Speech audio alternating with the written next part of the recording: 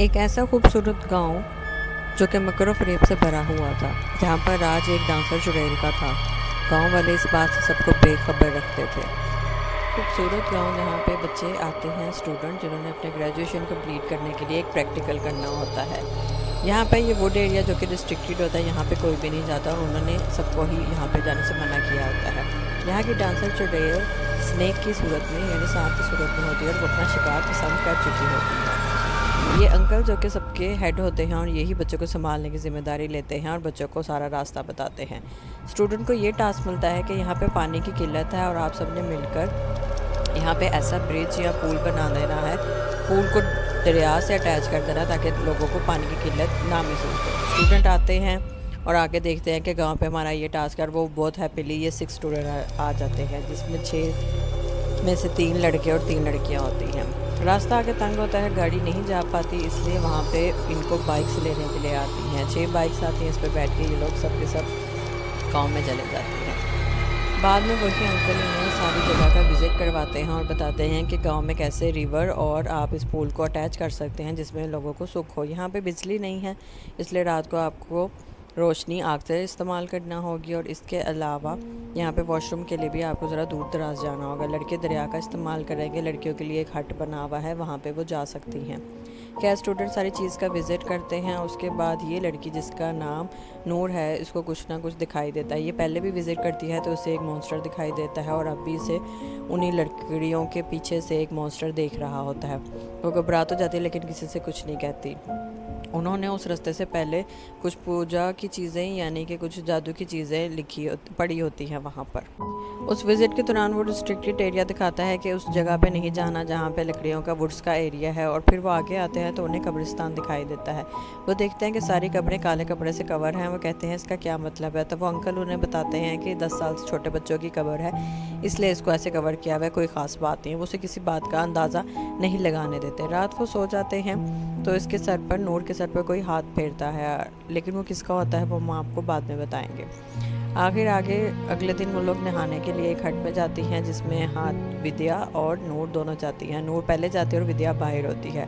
नूर जब नहाने जाती है तो उसे वहाँ पे किसी की मौजूदगी महसूस होती है और वो वही मॉन्स्टर होता है। वो आंखें बंद करके बहुत ज़्यादा अस्तगफिरुल्लाह पढ़ती है और चिल्लाती है, लेकिन विद्या बाहर उसकी आवाज़ नहीं सुन पाती।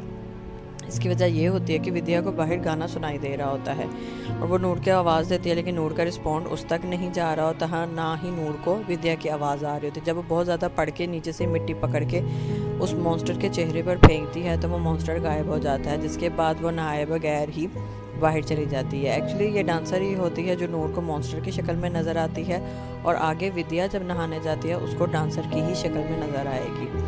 इसकी वजह यह है कि जिसे वो पसंद कर चुकी होती है वो विद्या ही होती है जिसका वो शिकार करना चाहती है।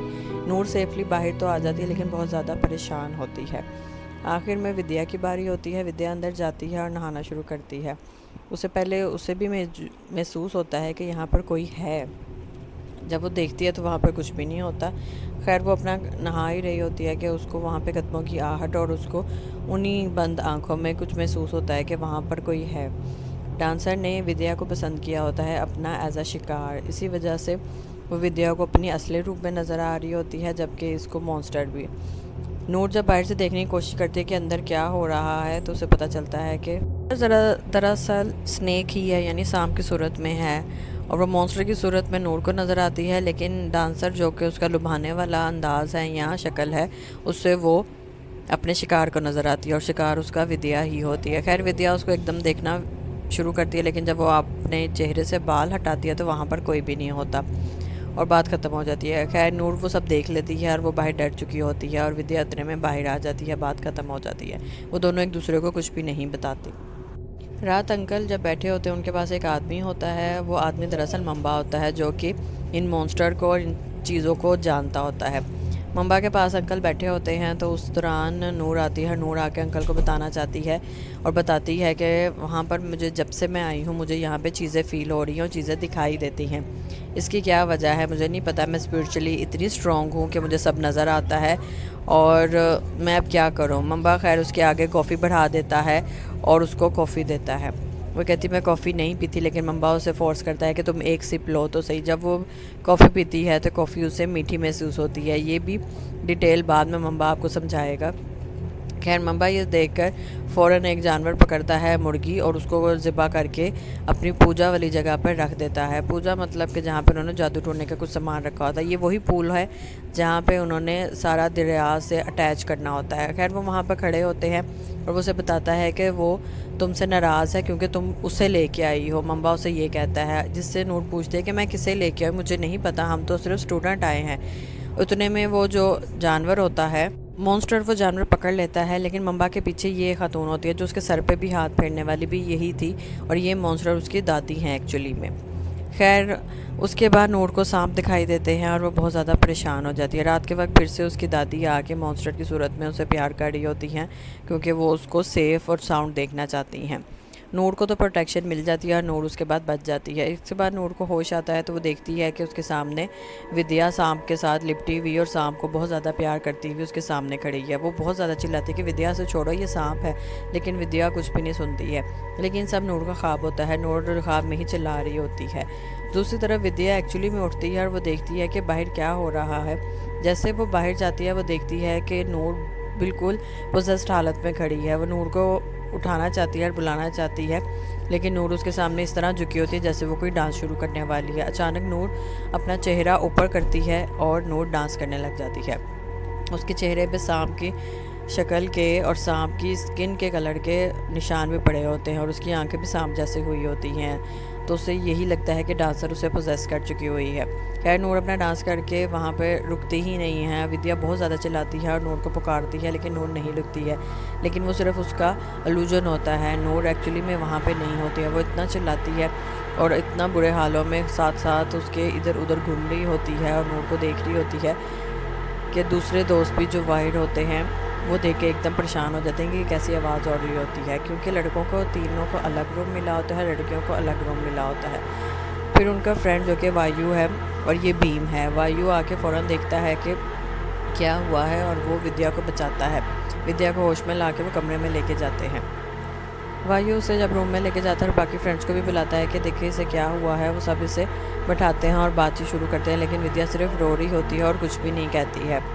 खैर उसके अलावा वायु के साथ जो भीम दिखाया गया है, भीम एक दिन वुड वाले एरिया में चला जाता है जहाँ पे जाना मना होता है। तो उसके पास से बहुत ज़्यादा वियर्ड महसूस करवाता है सबको, किसी से सही बात नहीं करता। खैर ये सब शोर सुन के विद्या का आयु भी उठ जाती है और वो बाहर जाती है कि आखिर क्या हुआ है, और नूर भी उठ जाती है। वो सारे इलाके से अंदर लटाते हैं। उसके बाद सुबह के वक्त आंटी को पता चलता है कि ये पोजेस हुआ है, तो वो अपनी सारी स्पिरिचुअल चीज़ें ला के वहाँ पर रखती है, आग जलाती है और सुबह सुबह वहाँ रख के चली जाती हैं कि दिन होते ही मॉन्स्टर से हम बच सकें। उसके बाद मम्बा आता है और वो 3 कॉफ़ी बना के लाता है। उसकी कॉफ़ी ख़ास होती है क्योंकि उसकी कॉफ़ी जिसको मीठी लगे उसके पीछे मॉन्स्टर होता है और जिसको कड़वी लगे वो बिल्कुल आज़ाद होता है, मतलब कि उस पर कोई ऐसा साया नहीं है। खैर वो कॉफ़ी सबको देता है, जिसमें आयु और वायु तो बच जाते हैं, उनको कॉफ़ी कड़वी ही लगती है। लेकिन जब वो ये बात विद्या को कहता है, विद्या पहले तो मना करती है, लेकिन विद्या को जब वो कॉफ़ी पिलाता है तो कॉफ़ी उससे मीठी लगती है और वो पूरी की पूरी कॉफ़ी ख़त्म कर देती है, जिससे मम्बा को पता चल जाता है कि जो भी है मॉन्स्टर वो अब इसके पीछे है और नूर आज़ाद है। इसके बाद कॉफ़ी पीने के बाद विद्या भी वहाँ से जाती है और जाके अंकल से पूछने की कोशिश करती है कि आखिर ऐसा क्या है कि मुझे कॉफ़ी मीठी लगी है और इन सबको कड़वी लगी है। तो वो अंकल उसे फिर समझाते हैं कि तुम्हें एहतियात करनी होगी और यहाँ पे अपना ख्याल रखना होगा क्योंकि मॉन्स्टर अब तुम्हारे पीछे है।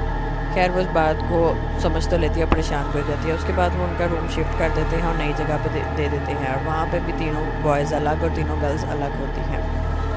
भीम जो कि उनका एक फ्रेंड है, जो कि हमेशा आने के बाद से बहुत ज़्यादा ऑकवर्ड फील करवा रहा होता है, बहुत ज़्यादा अजीब भी फील कर रहा होता है और लोगों से भी बात करना बंद कर देता है। अपना फ्रेंड से बात करता है, अपने कमरे में गायब रहता है, उसके कमरे से किसी औरत की आवाज़ आती होती है और इसके अलावा वो रात को भी कहीं जाता है। वो उसी वुड एरिया में जाता है जहाँ पे जाने से सबको मना किया होता है। उसके बाद विद्या को जब होश आता है, वो विद्या को पानी पिलाते हैं। विद्या तब भी रो रही होती है।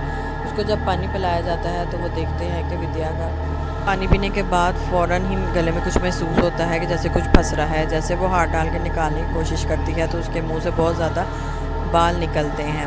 उसके फ्रेंड्स बहुत ज़्यादा परेशान हो जाते हैं और वो भी उल्टियाँ करने लग जाते हैं। ये हालत देख कर के उसके मुंह से बहुत ज़्यादा बालों का गुच्छा निकलता है, जिसकी वजह से विद्या को एकदम सांस आना भी बंद हो जाता है। जैसे वो नॉर्मल होती है वो फिर से बहुत बहुत ज़्यादा रोने लग जाती है कि मेरे साथ क्या हो रहा है। खैर मम्मा और अंकल तो उसे वार्न कर चुके होते हैं, लेकिन उसे समझ नहीं आती कि वो अपने आप को बचाए कैसे और अपनी प्रोटेक्शन किस तरह करे। इस तरह अगली सुबह हो जाती है।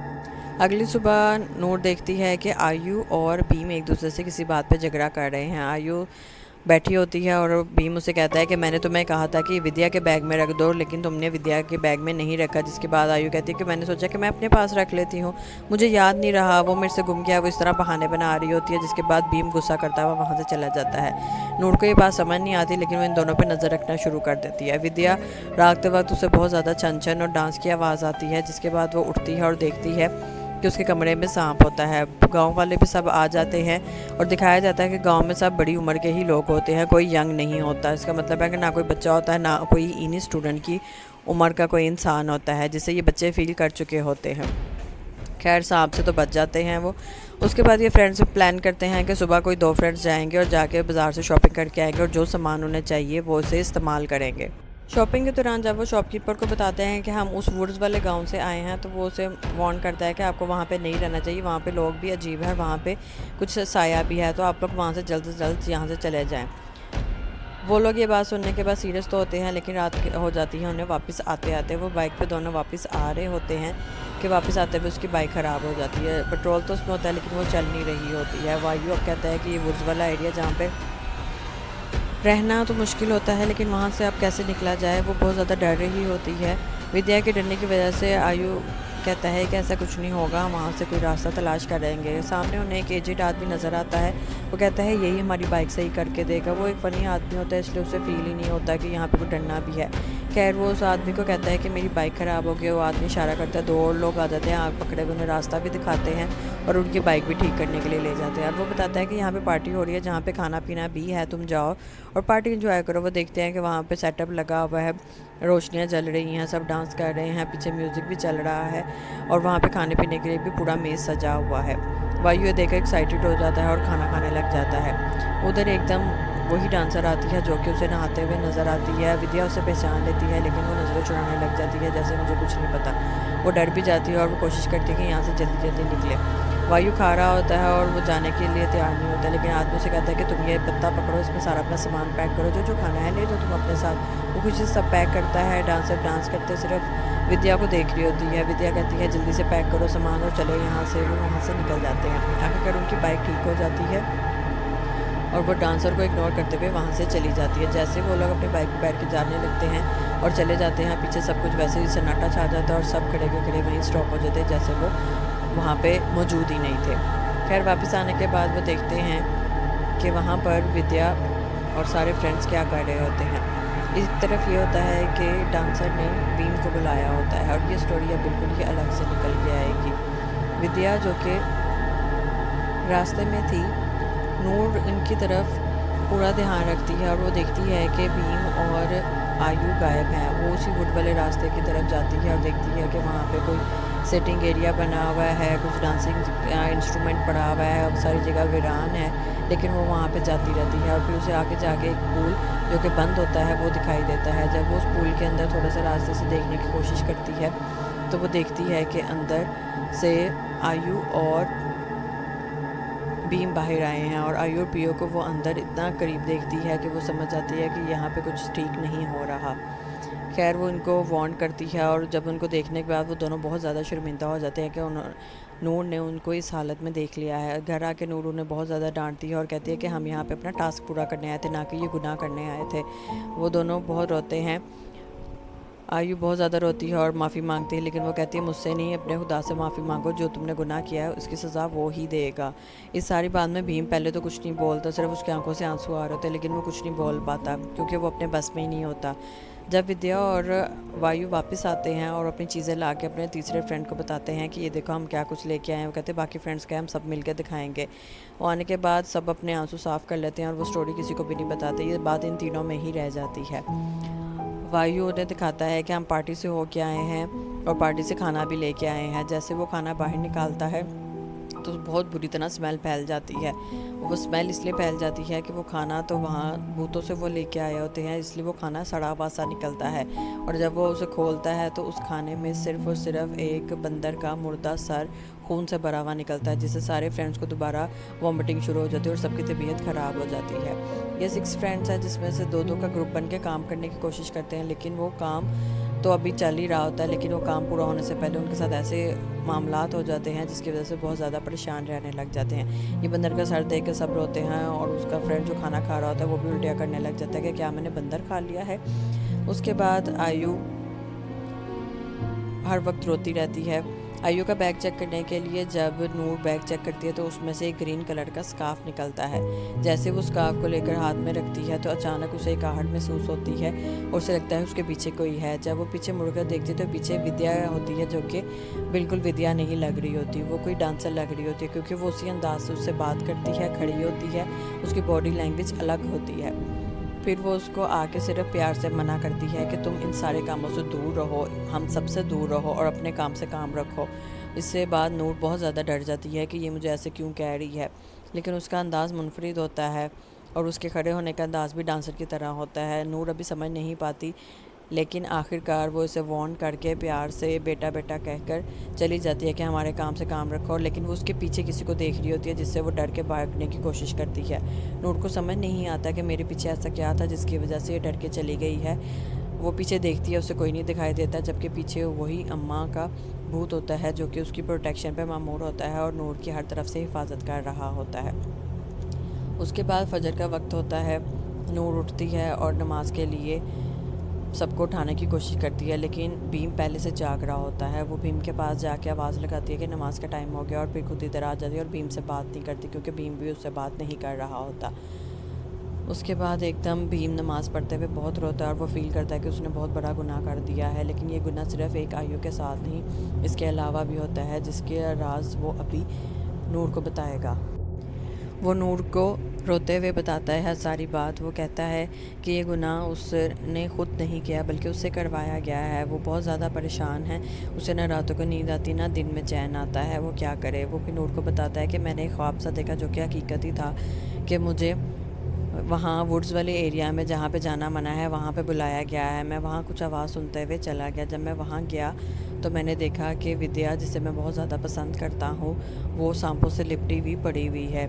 इसे देखकर मैं बहुत ज़्यादा डर गया और मैं बहुत परेशान हो गया। मुझे विद्या की ज़िंदगी बहुत ज़्यादा अजीज़ थी, लेकिन जब मैं वहाँ गया तो वहाँ पर डांसर भी मौजूद थी और वो खड़ी हुई मुझे ये कह रही थी कि अगर तुम अपनी दोस्त विद्या को इन सांपों से आज़ाद कराना चाहते हो, इसकी ज़िंदगी बचाना चाहते हो, तो तुम्हें मेरे कहे पर अमल करना होगा।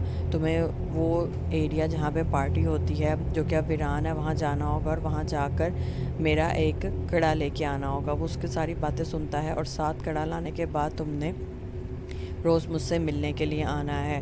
भीम अपनी फ्रेंड विद्या की वजह से इस बात पे मजबूर हो जाता है और वो रोज़ इस बात पे मान जाता है कि मैं जाऊँगा। जब वो उस डांसिंग एरिया में जाता है और देखता है कि सब इंस्ट्रूमेंट सब कुछ पड़ा हुआ है, लेकिन गंद से भरपूर है, जैसे खाली काफ़ी सदियों से पड़ा है, किसी ने भी उसे छेड़ने और बदलने की हिम्मत नहीं की।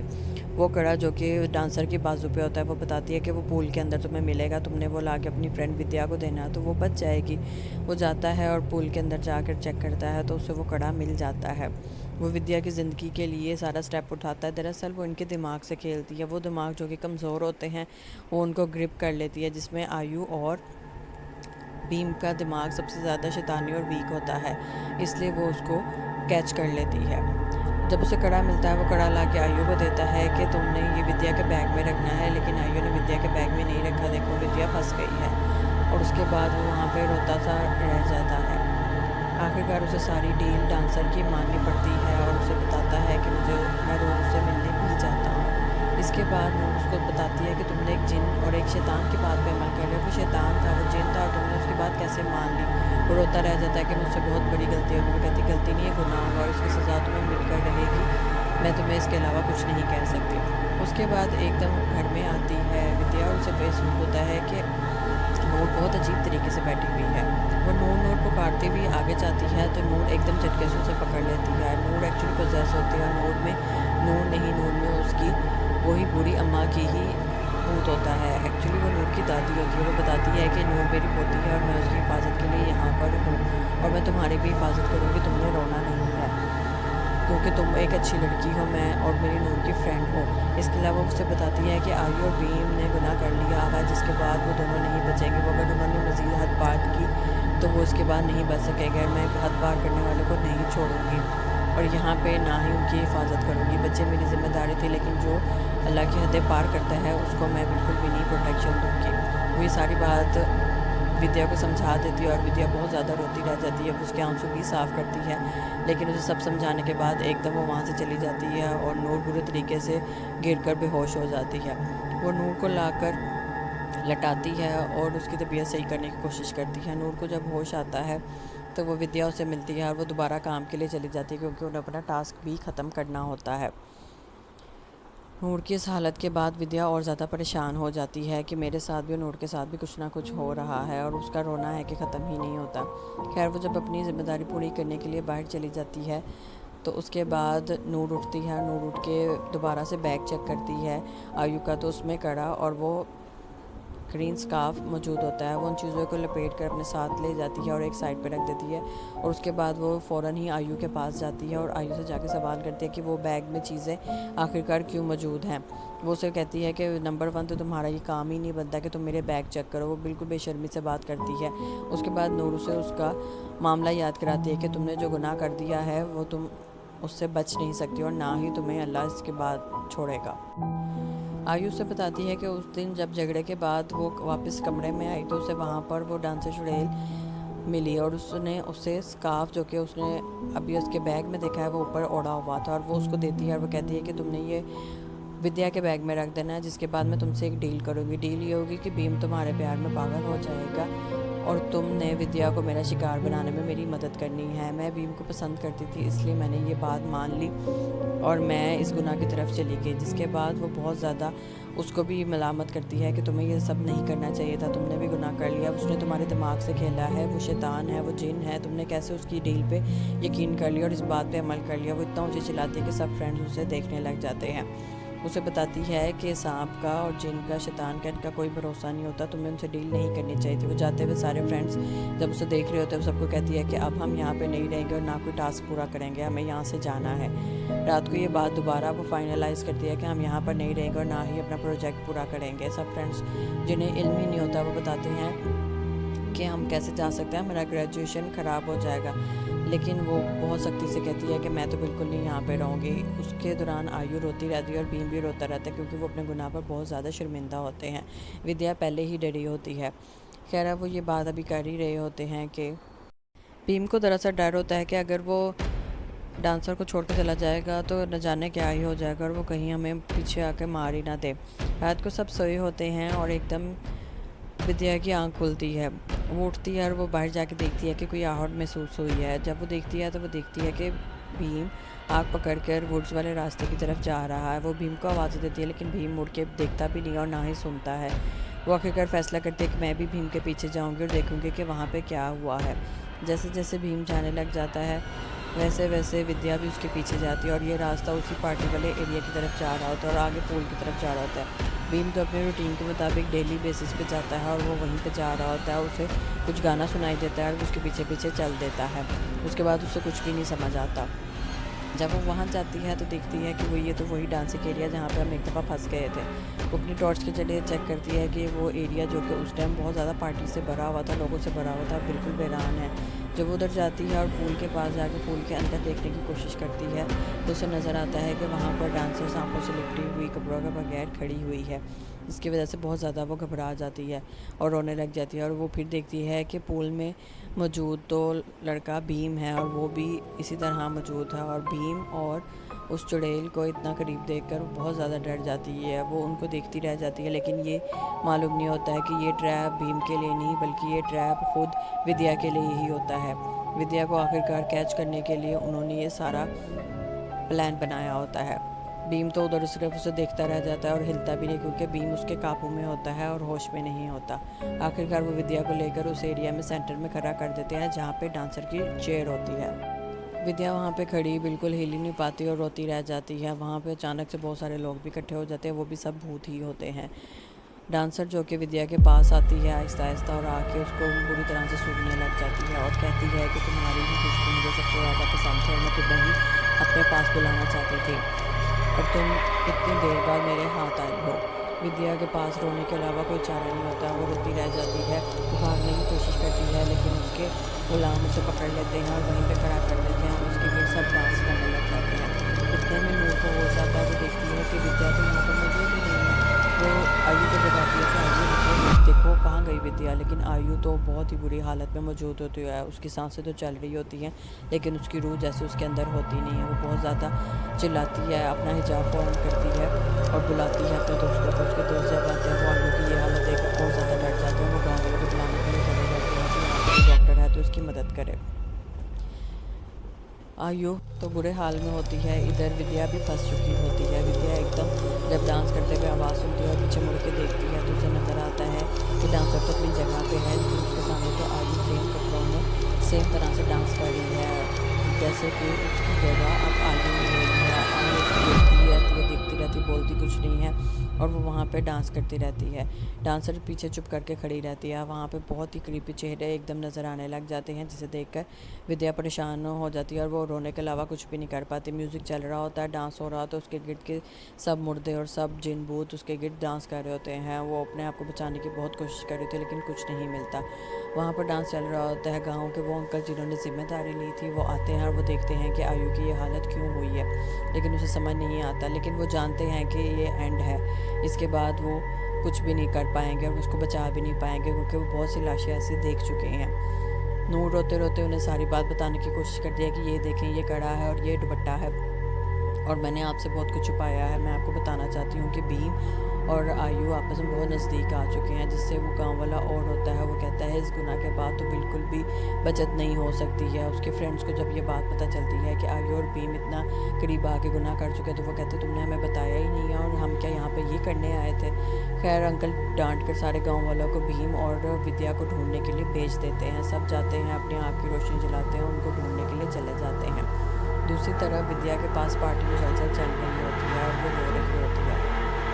पार्टी वाली अपनी जगह होती है जब ये घूमते हुए और चिल्लाते हुए इनका नाम आगे की तरफ जा रहे होते हैं। इनके वहाँ पर सिर्फ भीम ही मिलता है।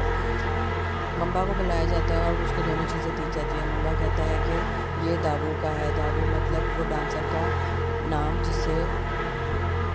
जिससे कोई नहीं बच सका। दाबू उसकी जगह है जिसे वो अब किसी और को दे देगी और खुद वो आज़ाद हो जाएगी। उसने अपना शिकार चुन लिया, वह न जाने वो कौन होगा। इतने में मम्बा दूसरे कमरे में जाता है और वहाँ से डॉग बन के बाहर एकदम भागने लग जाता है। वो डॉग बन कर भागता है, इतना भागता है कि वो जहाँ पर पार्टी हो रही थी उस जगह पर चला जाता है। वो कैसे इस डॉग वाली सूरत में आता है ये मुझको नहीं एक्सप्लेन किया गया। सिर्फ ये है कि मम्बा में कोई ऐसी क्वालिटी होती है जो एक हद तक इन लोगों को सेव कर सकती है लेकिन मुकम्मल उनकी जानों को नहीं बचा सकती। डॉग भागता हुआ उस डांसिंग वाले एरिया में आता है तो सब एकदम चुप हो जाते हैं और जहाँ पे खड़े होते हैं वहीं पे स्टैचू बन जाते हैं। उसकी आवाज़ से डांस तो चलते चलते और म्यूज़िक भी सब कुछ रुक जाता है। सब एकदम विद्या से पीछे होने लग जाते हैं। विद्या को समझ नहीं आती ये क्या हुआ है। विद्या मुड़ के देखती है तो सामने एक डॉग सिर्फ खड़ा होता है और उसकी आवाज़ से सब रुक जाते हैं। विद्या उस डॉग को देखकर उसी को ही अपना सेफ्टी मानती है और भागती है। वो देखती है कि रास्ता क्लियर है और वो वहाँ से निकलने के लिए फ़ौरन ही मुड़ती है और भागती है। इतने में वो देखती है कि आयु डांस कर करके बहुत ज़्यादा थक गई है, रोने लग जाती है लेकिन फिर भी वो अपना डांस रोक नहीं सकती। वो उसके काबू में आ चुकी है क्योंकि उसे वो दादी अम्मा के भूत ने सब बता दिया होता है, इसलिए वो उसकी मदद करने की भी कोशिश नहीं करती क्योंकि वो उससे ज़्यादा कुछ कर ही नहीं सकती है। वो खुद अपनी जान बचाती है रोते हुए, मुड़कर आखिरी दफ़ा आयु को देखती है और फिर वो वहाँ से भाग जाती है। आयु को भी शायद गलती का एहसास हो गया लेकिन आयु बुरी तरह फंस चुकी हुई थी। आयु वापस अपना डांस शुरू कर देती है और मम्बा के साथ विद्या वापस चली जाती है। वो बहुत ज़्यादा थकते हुए, रोते हुए, भागते हुए चली जाती है। रास्ते में बार बार सांस लेती है लेकिन आखिरकार वो बच जाती है। उधर गांव वालों को भीम की लाश मिलती है और वो भीम को लेकर आते हैं। भीम का जिस्म भी अकड़ा होता है और जैसे उसमें सिर्फ सांस चल रही है और रूह बिल्कुल नहीं है, वो उसे लाकर भी लटा देते हैं। जब उसे लटाते हैं तो दोनों की हालत इतनी खौफनाक होती है कि सब गांव वाले से इबरत हासिल कर रहे थे। उसके फ्रेंड्स ये हालत देखकर बहुत ज़्यादा रोते हैं। भीम दरअसल उसी पुल से मिलता है जहाँ पे वो आखिरी दफ़ा था। ये उसका एक राज होता है कि अगर डांसर को कोई इस हालत में देख ले तो उसके बाद वो जान ले लेती है और उनको ज़िंदा नहीं छोड़ती। विद्या जो उसका शिकार था वो तो बच गई लेकिन आखिरकार आयु और भीम नहीं बच सके। उनके फ्रेंड्स बहुत ज़्यादा रोते हैं और परेशान हो जाते हैं। उनके चेहरे इसी तरह खुले रहते हैं जैसे उनकी जान निकल चुकी हो, लेकिन उनमें अभी धड़कन और सांस बाकी होता है। आखिरकार सुबह को आंटी विद्या को इस नीम बेहोशी की हालत में लेकर घर आती हैं। जब वो आती है वो देखती है कि उसके दोनों फ्रेंड्स कितनी बुरी हालत में पड़े हुए हैं। वो बहुत ज़्यादा रोती है और वो नूर को बताने की कोशिश करती है कि क्या हुआ और वो कैसे बच के आई है, लेकिन नूर को सब पता होता है। वो अंकल भी बहुत ज़्यादा रोते हैं कि ये बच्चे मेरी जिम्मेदारी थी, लेकिन मैं इन दोनों की प्रोटेक्शन नहीं कर सका क्योंकि इन्होंने हदें पार कर दी। अगर ये गुनाह ना करते तो शायद बच ही जाते। विद्या और नूर को सब मालूम होता है और बाकी फ्रेंड्स भी बहुत ज़्यादा रोते हैं। उसके बाद लास्ट में मम्मा दोबारा कॉफ़ी बनाकर विद्या को पिलाता है ताकि चेक किया जा सके कि वो ठीक है, अब आज़ाद है, वो यहाँ से जा सकती है। जैसे ही वो कॉफ़ी लेती है और कॉफ़ी पीती है तो उसे कॉफ़ी बिल्कुल कड़वी लगती है और वो थूक देती है, जिससे पता चलता है कि विद्या अब ठीक है, नूर भी ठीक है।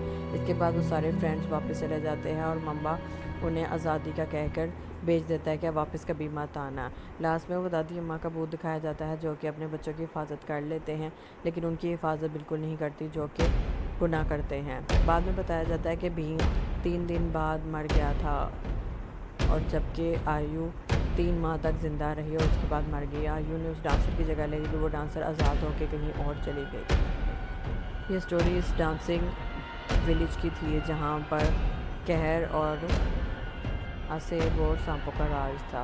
बहुत ही क्रीपी स्टोरी थी ये।